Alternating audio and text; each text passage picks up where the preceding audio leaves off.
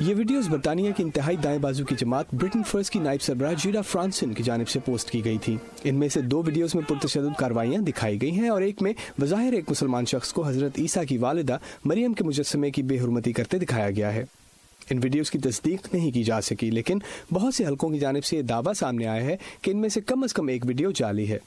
White house की तर्जुमान का इस बारे में कहना था, इन वीडियो से हटकर देखा जाए तो ये खतरा यकीनन मौजूद है। सदर ने अपनी इलेक्शन मुहिम के वक्त से मजबूत सरहदों और हिफाजत की जरूरत पर जोर दिया है। जीडा फ्रांसन को पिछले साल मजहबी तौर पर हरासा करने के इल्जाम पर सजा सुनाई गई थी। इस जमात के दीगर अरकान भी जेल जा चुके हैं। ब्रिटेन फर्स्ट बुनियादी तौर पर मौजूदा दाएं बाजू की ज्यादा मुनज़्ज़म सियासी जद्दोजहद की नाकामी का मज़हर है।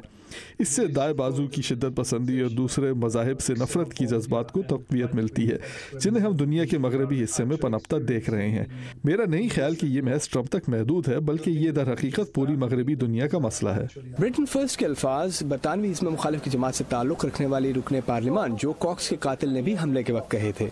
अलबत्ता उसका इस ग्रोह से ताल्लुक़ साबित नहीं हुआ। मरहुमा जो कॉक्स के शौहर ने सदर ट्रंप की ट्वीट्स पर नाराजगी का इजहार किया।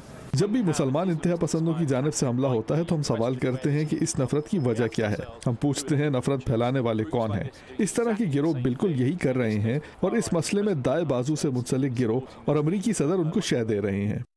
बरतानवी वज़ीर आज़म टेरेसा मे के दफ्तर की जानिब से सदर ट्रंप की ट्वीट्स को गलत करार दिया गया है, जबकि आर्च बिशप ऑफ कैंटरबरी ने इस वाक़े को इंतहाई परेशान कुन करार दिया है।